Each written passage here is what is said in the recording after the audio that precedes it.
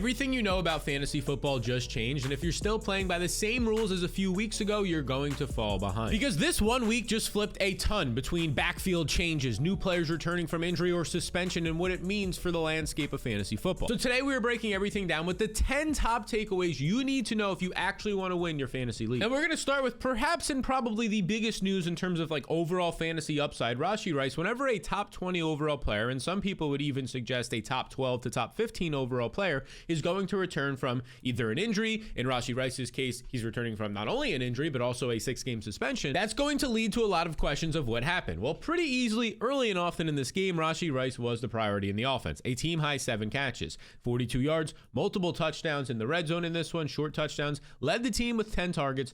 Nobody else on the entire team. Travis Kelce, who had a nice start to this game, had like 50 yards in the first quarter. Xavier Worthy, who despite being banged up this year is having a good season. Nobody else on the entire team saw anywhere near 10 targets. He had double the amount of targets as everybody else. Worthy, Kelce, you could keep going. Now, when you look at the snaps and everything in here, this is what it looked like. It was Rashee Rice playing 33 snaps, right? He was basically playing a slot wide receiver 40 to 50% of the time. This is according to the PFF's data here. 19 routes run was second on the team, but this starts to get a little bit skewed. Xavier Worthy stayed in the game a little bit longer. During the blowout, basically when Mahomes got pulled in the third quarter, so did Rashee Rice and a lot of other guys, which is why you're going to see Rashee Rice running the same routes as guys like Hollywood Brown, similar routes to guys like Tyquan Thornton. That was not the case early in this game. Just in general, Rashee Rice returning from suspension and injury wasn't going to be playing 100% of the snaps. He also plays a lot out of the slot as well, so he's naturally going to come off the field. This was a little bit exaggerated because of that blowout. But despite the blowout, I just want to call out once again, 9 targets, 10 targets, depending on your source, was a team-high 29% target share. 29% target share would have ranked top 10 amongst all players last year. You can see that kind of emphasized right here. Rashee Rice in his first game since injury, 39% of the snaps because of the blowout. Nobody else had more than 5. This is the summary here, 10 targets for Rashee Rice, 23.2 fantasy points. This is from Michael Florio over on Twitter. I felt all of those. In a matchup against Avery in the Flock League, if you watch the Flock League is a separate YouTube channel where we're basically reenacting the league, or at least it's the most watched YouTube channel for fantasy football, if you want to just put it that way. Better way to say that is the most watched fantasy football league in the world, from what I can tell. I was going up against Rashee Rice, Jamar Chase, Devonta Smith in that one. You would think I had no chance. As of right now, I have 212 points, currently favored to win. It's an insane matchup. Check it out if you haven't. But I felt that insane first half that Rashee Rice was having. Every single minute, it seemed like he was scoring points. Because the dude literally was, and he wasn't even at full strength in terms of like playing all of the snaps. Obviously, the blowout was part of that, but even in the first half, he was coming off the field a little bit. But the role was awesome. He was right back into that vintage end of 2023, beginning of 2024, Rashee Rice out of the slot role. The same role that we saw Xavier Worthy dominate from towards the end of last year when they moved him into it. The same role that we saw Hollywood Brown have to be forced into in week 1 when he saw something absurd like 16 targets in that game when Xavier Worthy got hurt, right? This is the role that Patrick Mahomes is just making kingmakers out there right now. Tyreek Hill was even in this role in this offense, out of the slot. Totally different player in terms of him and Rashee Rice's skill sets. But it's pretty clear right now that rest of season, if you wanted to tell me that Rashee Rice was a top 10 to top 12 player, I probably couldn't argue that much. Coming into this game, he was a top 15 player rest of season for me in my rest of season rankings in the Fantasy Blueprint. Check him out if you want to at jointheblueprint.com. But right now, it looks like we're going to get vintage Rashee Rice. He looked healthy off of that injury. This is a guy who last year came out and in just 4 games last year, came out here, 3 of which of those was completed, was second in the NFL amongst all wide receivers in fantasy points. If you look at this all the way over here, 16.2 in those 4 games, but that's skewed because he left one of them early. Second, only behind Malik Neighbors. He led the Chiefs during that stretch, and even when you factor in the end of 2023, led the Chiefs during that stretch in receiving, yards, receptions, all of that stuff. And yeah, it also helps that Patrick Mahomes looks the best he's had ever since this Rashee Rice era, right? Dating back to 2022 when Rice wasn't on the team. This is the best Mahomes has looked. 286 yards, 3 touchdowns in basically 2.5 quarters of play in this game before getting pulled. He looks like MVP Mahomes. And if that's going to continue, Rashee Rice has to be a slam dunk. Obvious start every single week. But if you had any questions about what the role would look like with Worthy now there and Kelce playing good football this year, there should be no questions. Now, I am sure there was a lot of questions heading into this week because it was my personal biggest question on what is going to happen with the Carolina Panthers backfield now that Chuba Hubbard was returning from a calf injury. We were getting a lot of reports that Chuba Hubbard and Rico Dowdle are expected to split the carries. We were getting reports before the game started that the Carolina Panthers coaching staff and Dave Canales was studying the backfields of like the Detroit Lions, the Tampa Bay Buccaneers, to see how they split up their two great running backs, right? There's all this weird stuff that we're getting reports about. I mean, the fact that they were doing that is not weird, it makes sense, but the fact that we're getting reports about it is just strange. Anyways, we got exactly what they were saying that we were going to get, a split backfield. 17 carries for Rico Dowdle, 14 carries for Chuba Hubbard, who did start this game, but he was highly inefficient, just 2.2 yards per carry. Rico Dowdle twice as efficient with 4.6 yards per carry. Okay, let's scroll down to their passing game usage. 1 catch for 17 yards for Dowdle, 2 catches for 24 yards for Chuba Hubbard. So both of these players saw 16 plus touches in this game. Both of them were active as both receivers in terms of routes run and in early down situations as well. So this was a pretty clear backfield split, nowhere near the 200 plus yard games Rico Dowdle was getting the 2 previous weeks, and it's kind of gross. But very quietly still, Dowdle had almost 100 total yards in this game. If we look up the exact snap count, you can see Chuba Hubbard played 38 snaps. That's this number right here, compared to 33 snaps for Rico Dowdle. In terms of routes run, 18 routes run for Chuba Hubbard, 9 for Rico Dowdle, so he's getting a little bit more usage there. Let's scroll down now to the actual usage in general in terms of where these snaps were coming from for each running back.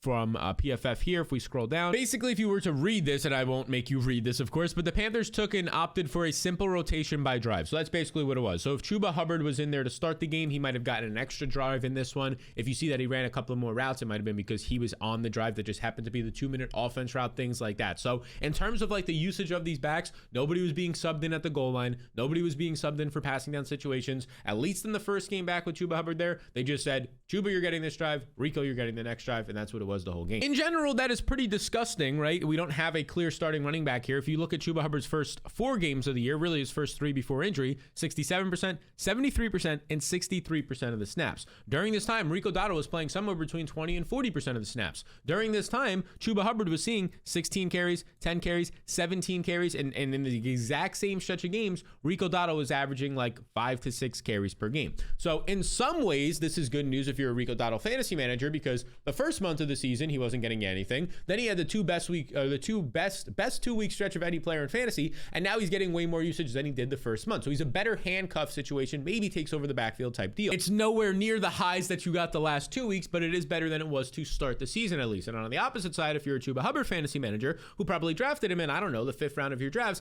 this is absolute worst case scenario, because you go from averaging 70% of the snaps per game and being highly inefficient in those games to start the year to getting injured, and now you're maybe going to play 50% of the snaps. This is still a very fluid situation. I don't think the Carolina Panthers have any idea what they want to do. I think they watched that game yet again and saw, oh, Rico Dowdle was still highly efficient in this game compared to Chuba Hubbard, and I think they're probably going to lean to give him more usage moving forward, but for right now, it's a drive-by-drive situation in Carolina. And look, they're actually a good football team right now, all things considered, for like the first time in, I don't know, 5 years. Before we get into the next player in this video, 2 seconds of your time to hit that subscribe button. It goes a really long way. If you enjoy my content, please do hit the subscribe button. The next situation we have to talk about that actually was the one that broke away without people expecting in terms of a workhorse being established. We didn't get that in Carolina. We got that in New England here with Rhamondre Stevenson in honestly a pretty major way. If we pull up the box score in this game for New England, now granted they were playing the Titans, they played with a lead. That's not going to happen every single week, but Rhamondre Stevenson, 18 carries, 88 yards, finds the end zone in this game, was breaking off long runs left and right, averaging a very strong 5 yards per carry.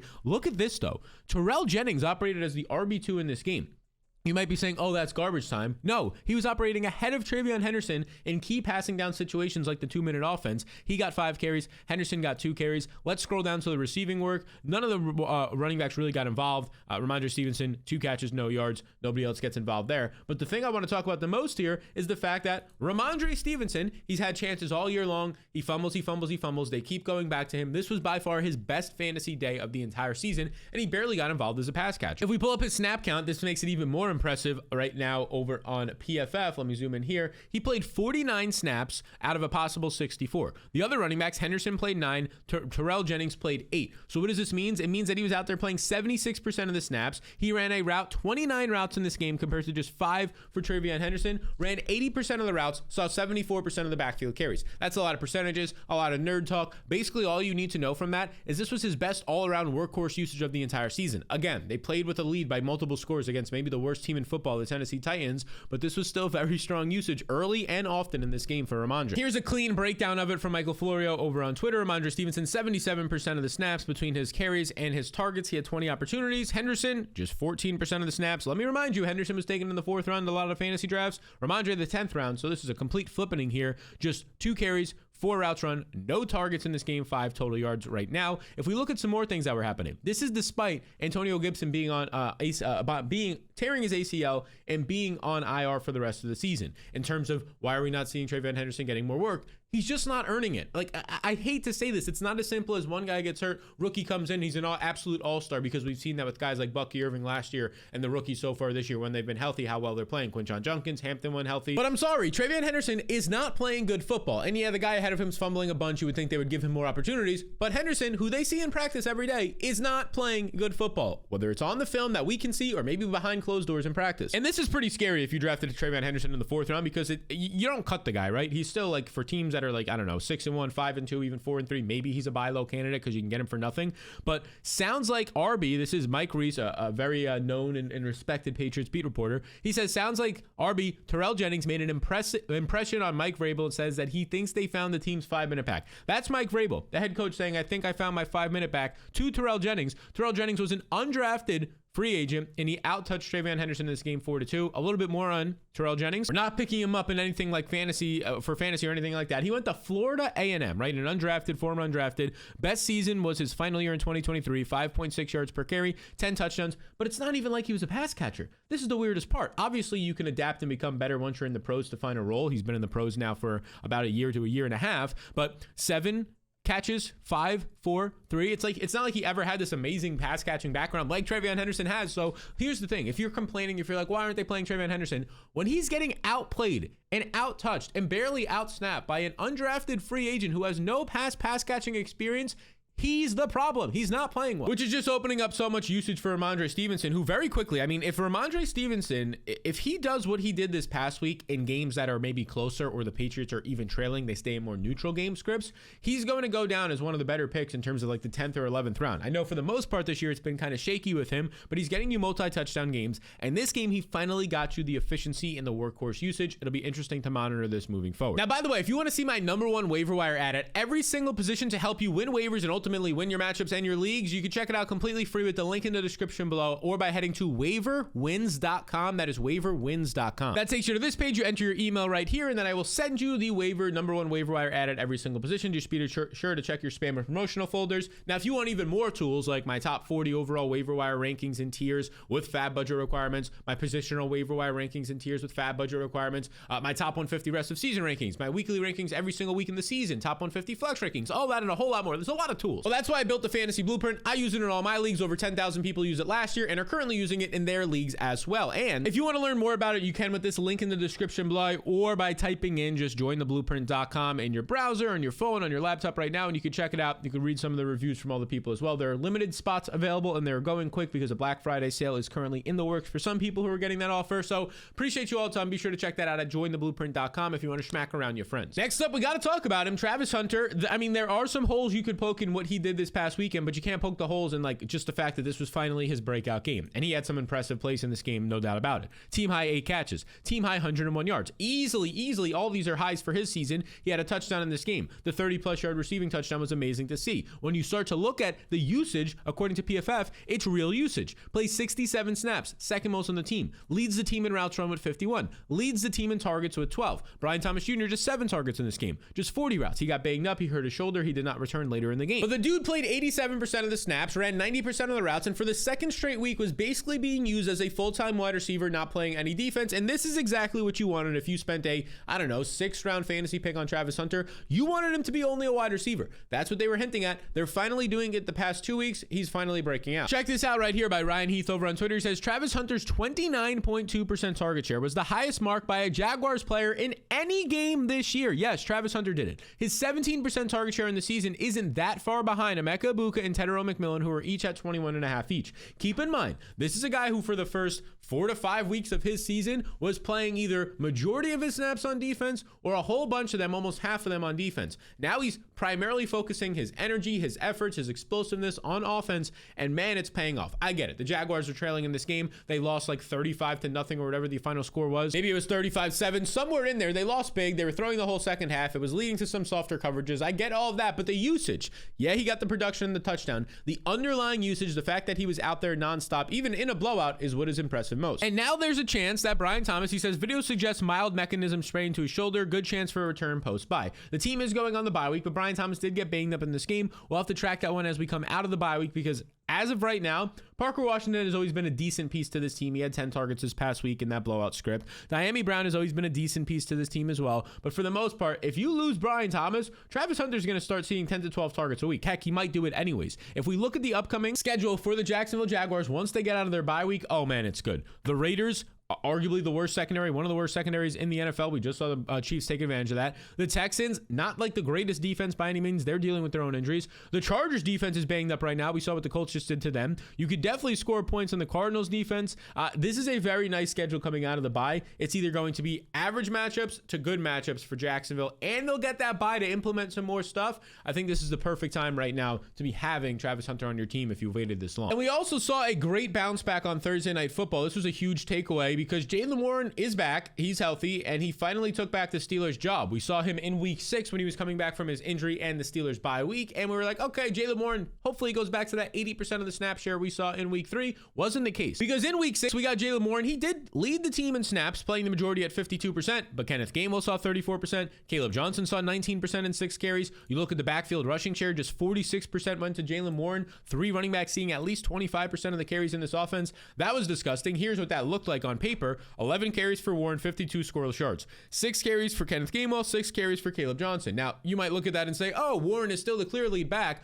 When you get 11 carries and the rest of your backfield is splitting up 12 carries, that hurts your fantasy upside. That makes you terrible. That makes you borderline not a start in fantasy. So in week 7, what was going to be the case? Is it still going to be the split backfield, or is Warren going to take it back over, finally be healthy on Thursday Night Football? Well, we got a pretty definitive answer, because in that crazy game on Thursday night against the Cincinnati Bengals, the Steelers gave Warren the full job. 16 carries, 127 yards, 8 yards per carry, just 3 carries for Kenneth Gainwell. Let's scroll down. Warren went back to being the pass catching back, 4 catches for 31 yards. So this guy had another 150-yard game for Jaylen Warren. He went out there and looked like an absolute beast. And oh, by the way, in this game as well, Jaylen Warren, I won't fully play because I don't want to get demonetized here as well. You can see Jaylen Warren had this play. If you watch the game, you know this, called back by penalty. I mean, a crazy play. He cuts it to the left. He goes all the way back to the right, and he goes in for a 20-plus yard rushing touchdown in this game. Obviously, it was called back. There were penalties on the play, so it's not going to be like, oh, that was a ticky-tack penalty. It was a penalty, but that would have made it an even bigger day. You're talking 175 yards and a touchdown for Warren. And again, just to emphasize, Kenneth Gainwell only 3 carries in that game in week 7, where all points and all yards and everybody was getting in the box score. Gainwell, they said, go back to being a backup. Caleb Johnson, they said, go back to being a special teams player who doesn't see the field. You're not going to get 6 carries. You're going to get 0 in this game. And that shows out right here, as you can see in the overall snaps. No snaps in this game for Caleb Johnson. 37 go to Jaylen Warren out of 57, which is good to see. 22 for Kenneth Gainwell. Warren ends up seeing all of the usage, 65% of the snaps. He's running 17 routes out of a possible 35. Everything looked good. He got 81% of the backfield opportunities in this game, which is good to see. The last time we saw a healthy Jaylen Warren, right? We saw a healthy Jaylen Warren in week 3. Then he gets banged up in week 4. Then they have the bye week in week 5. Then in week 6, maybe he's not fully healthy coming back from injury. It's a split backfield. The last time we saw a fully healthy Jaylen Warren who finished the game was in week 3, 78% of the snaps, 81% of the backfield carries, was a clear workhorse back. Now, I don't know if they want to keep doing this, because if you do this for a somewhat smaller size back, maybe he gets banged up like he got banged up at the end of week 4, misses week 5, right? So maybe they don't want to give him 80% of the snaps every week, but they just did it again. And another player who just did it again is Jordan Addison, who has been dominating, but there is some questions about what's next once JJ McCarthy returns, because there's a chance he's about to return. So Jordan Addison right now just put up his 3rd straight very solid performance. Every game this year for Addison since he's returned from his 3-game suspension has been awesome. He gets 9 catches, 128 yards against the Eagles. Basically, I mean, Jefferson had a nice game, 5 catches, 79 yards, but he doesn't find the end zone, so it is a letdown for your first round pick, especially when his teammate Jordan Addison is getting nearly double the receptions and 50 plus more receiving yards. So the guy looked awesome out there, Addison, but this is nothing new. He's literally been doing this in the games overseas, in Europe as well. He's been doing it despite being suspended for a quarter of one of those games because he missed a walkthrough, just like touring and being a tourist, which is a crazy move, but I respect it. Go get your time in when you're overseas. See the sights, right? On a similar note, you can see Ryan here, Heath basically points this out. Jordan Addison is averaging 94 receiving yards per game. He's the wide receiver 3 during that time, and 17.5 fantasy points per game, wide receiver 10 in fantasy points during that time, wide receiver 3 in receiving yards since his return to the lineup. And just keep in mind, again, he hasn't played a full 12 quarters. He's played about 10 to 10.5 quarters because of him being suspended for like almost the whole first half 2 weeks ago overseas. I want to say it was in that London game. So he's been awesome. And like, I mean, you know what this team is at this point. It's obviously alpha Justin Jefferson. It's Jordan Addison. In terms of the passing attack, especially with Aaron Jones injured, there's no target share going to the backfield. TJ Hockenson is starting to see some target share, but he's also starting to show his age and the injuries and that he's doesn't have much after the catch, not much explosiveness, kind of a catch and fall down type guy. I don't want to call him like a Dalton Schultz, but pretty similar in terms of their play styles right now. And just so you have an idea, here's how the last 3 weeks have gone for Justin Jefferson and Jordan Addison now that they're both back. Jefferson has 32 targets and 328 yards, and Addison has 26 targets and 283 yards. Addison is averaging more yards per target. He's been more efficient, and in 2 out of those 3 games, he's looked better. But the problem for me is what happens here. Like, Carson Wentz hasn't been great in real life. I mean, you saw him throw a pick 6 against the Eagles and multiple interceptions this past week, but for fantasy, he's been better than what we've been getting out of JJ McCarthy, because Carson Wentz, as you can see right here, he's had a 350-yard game that propelled him forward against the Steelers overseas. He's had 236 yards. This past week, he did enough in that trailing game script, right? If you scroll up here, he gets to the pick 6, but then he comes back out there and he throws for 313 yards, sustaining offensive production for fantasy football. Compare that to JJ McCarthy, who in his 2 starts, they only trusted him to throw 20 and 21 times gross. He only had 143 and 158 passing yards. And in terms of touchdown passes, no touchdowns, 2 interceptions in his second game, 2 touchdown passes and an interception in his first game, most of which came in like 1 quarter of play, the 4th quarter of that week 1 game.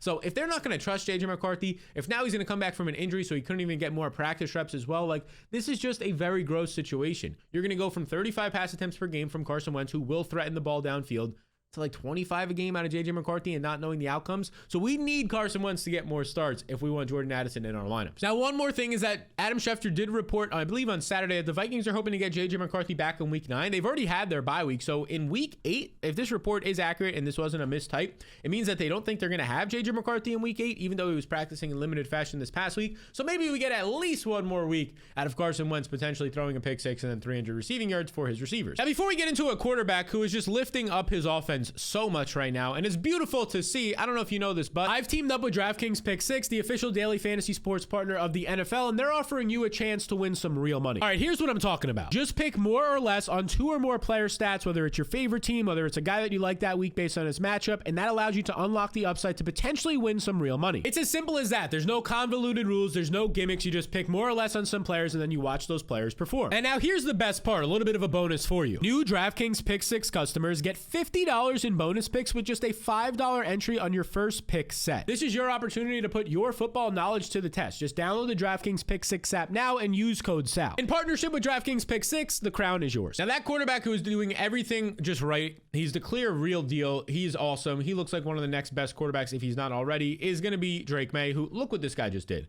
He completed 21 of 23 passes. Insane. 95% completion percentage. Averaged 9.7 yards per attempt. Multiple touchdown passes despite being sacked 4 times in this game and being hurried often. He didn't care. Oh, he also added 8 rushes for 62 yards on the ground as well, just to give you like an extra touchdown in the box score for fantasy with those 62 rushing yards, equivalent of a rushing touchdown. The dude has been a monster. He's a borderline top 5 fantasy quarterback this year, averaging over 21 fantasy points per game. Rest of season, to me, he would easily be a top 5 fantasy quarterback as well, especially now with Jaden Daniels re-injuring his knee. We'll see what happens there. But this dude has been, I mean, historically good. Oh yeah, historically good. Sure. No, I'm being serious. Drake May just set the franchise record for the highest completion percentage in a game at 91.3%. You know who played for this franchise? Oh yeah, Tom Brady for a while. Oh, let's not stop there. Heading into this game, he was top 5 in the NFL, averaging 255 passing yards per game. That should only go up. Heading into this game, he was 4th in the NFL with 8.5 yards per attempt. He just averaged over 9 yards per attempt. That should probably go up. Oh, he was 112 in passer rating, top 5 in the NFL, because his passer rating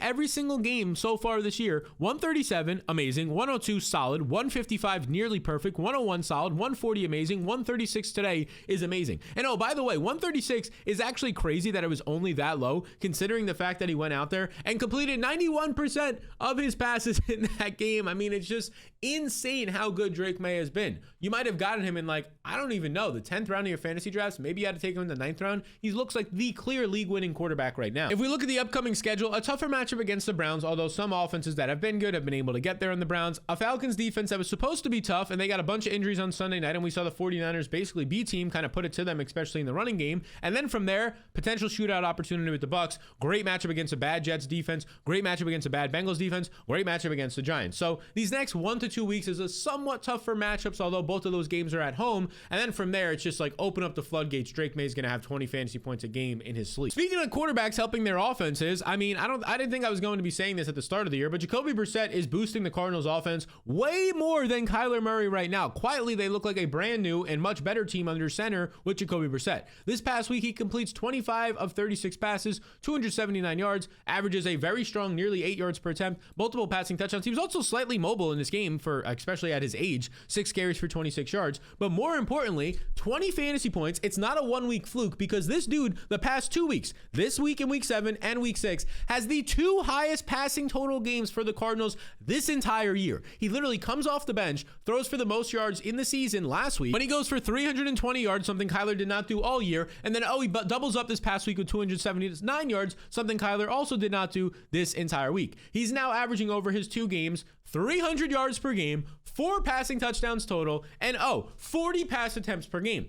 Way better than the Kyler Murray offense, where Kyler drops back, doesn't see something, he's a little short, he can't see over the lineman, has to scramble almost every single play, and every single play is either off script or like a 6-yard carry for Kyler. It's a terrible offense to watch, sometimes leads to these exciting plays, but it's so frustrating. And I know you Cardinals fans know that, whether you want to admit it or not, because he was the #1 overall pick, and before some injuries, he looked like an absolute awesome player. Right now, just this offense around him is just so sporadic and awful. Let's look at this. He's averaging 32 pass attempts per game, which in today's NFL is like average to slightly below average, but more importantly, only 192 yards per game, 26th in the NFL. Kyler Murray so far this season, barely averaging 1 touchdown per start as well. A lot more 3 and outs so far on average when Jacoby Brissett is the quarterback versus Kyler Murray, way less with Jacoby Brissett. And really, I bring this up because the story is it's helping the entire Cardinals offense, but man, oh man, is Trey McBride absolutely smashing right now with Jacoby Brissett back there. Let's look at Trey McBride, his game log so far this year, according to Player Profiler. The first 5 games of the season with Kyler Murray, we know he's playing all his snaps. We know he's running all his routes. And for the most part, he was like a solid tight end by fantasy purposes, right? Not elite, not the 3rd round pick, 12 points, 14 points, 15, 12 points, 9 points. But then you go out there, you get Jacoby Brissett. He ends up being the tight end 2 with 21 fantasy points. And then this past week, he scores 2 more touchdowns, scores 30 fantasy points. He's the tight end 1, I believe, on the week, up there with Pat Freiermuth and Orlando Gadsden. But the story is that Trey McBride looks like an absolute beast once again because he has a quarterback who is just dropping back, taking his progressions and hitting his reads, especially his first or second read, which McBride basically always is. As you can see from JJ Zacharyason's tweet right here, he says Trey McBride now has 3 receiving touchdowns with Jacoby Brissett over his last 2 games. He had 3 receiving touchdowns over his previous 21 games with Kyler Murray. Some of this is random sample. Some of this is the fact that Jacoby Brissett looks way better for this offense than Kyler Murray. So let's hope that continues, and let's keep talking about these quarterbacks because Justin Herbert had a massive second half in a game where they trailed, so it called for a lot of passing, and he went out there and he did exactly what you hoped he would, especially for fantasy. I had Justin Herbert in 2 of my leagues. It was awesome to see. Career high, 420 yards, 3 touchdowns, 2 interceptions. One was like deflected. It was kind of a shitty situation. 55 pass attempts. They got down early and often. Their defense couldn't stop the Colts offense that looks like the #1 offense in the NFL. And what did this lead to? It led to Justin Herbert putting up 30 fantasy points in your 6-point passing leagues, even more than that. And when you saw the first half, like I was watching it, 12 of 20, 131 yards, 2 interceptions, 40 passer rating, no touchdowns. Like he was going out there and he had like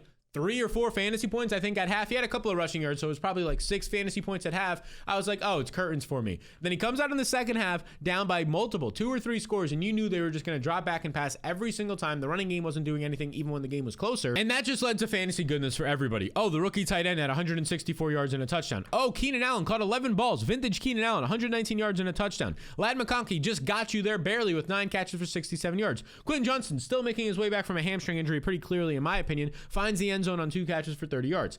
This is not going to be the case. This is probably the perfect sell high moment for Keenan Allen. I don't know how often Justin Herbert is going to throw 55 times in the game. It's a nice pickup opportunity for the rookie Oronde Gadsden, although don't expect 164 yards every single week and 9 targets because, again, they threw 55 times in this game. But honestly, like, Justin Herbert might have to throw a lot moving forward. The running game has not looked all that great. I mean, I know Kamani Vidal had 2 nice runs the week before that padded his stats, but for the most part, it didn't look good this past week. Then they fell down early. It's going to be a tough matchup on the ground against the Vikings moving forward. So if I'm starting to look at this, matchup against the Vikings can lead to points. The Steelers, we know their defense can definitely lead to shootout environments. Definitely the Jaguars, definitely the Raiders. Moving forward, especially if Amarian Hampton, based on all reports, is expected to miss extended time, there's a world where the rushing attack and Mekhi Becton got hurt in this game, so the offensive line is even more depleted. Rushing attack struggles. It's just drop back pass for Herbert. And I did want to actually bring up, I wanted to just weasel this one in there because Chris Olave looks like an absolute beast, and I want to knock on wood to hope that he doesn't get injured or anything like that for a guy who has a lot of injury history, because he's quietly having, I don't want to say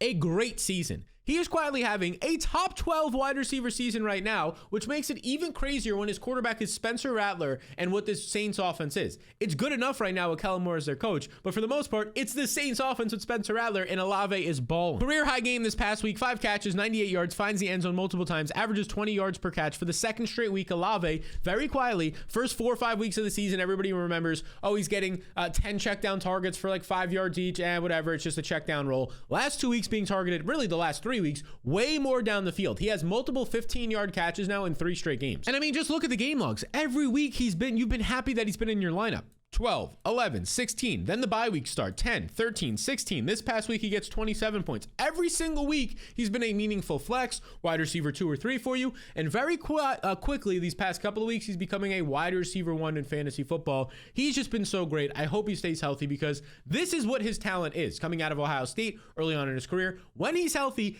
even with bad quarterbacks, he is so good. Now, there are some reports that maybe Olave's on the trade block, but I trust Diana Rossini's reports the most. These came out over the weekend. The Saints are trying to extend Chris Olave on a long-term extension after what he just did for having a career game this past week. You can tell he's pretty motivated to get that deal done. I think that deal gets done way, way more likely than him being traded away. So these are my 10 key takeaways for fantasy football that I think are going to matter moving forward. I think some backfields are shifting, some situations on offense are shifting with new quarterbacks and new players returning, and I think it's important that you know this before your friends do. Now, if you want to see the players that you need to add based on this crazy week 7 on the waiver wire, you can check it out right here. If it's not up yet, it will be out on Tuesday morning, and it will pop up right here once it does that.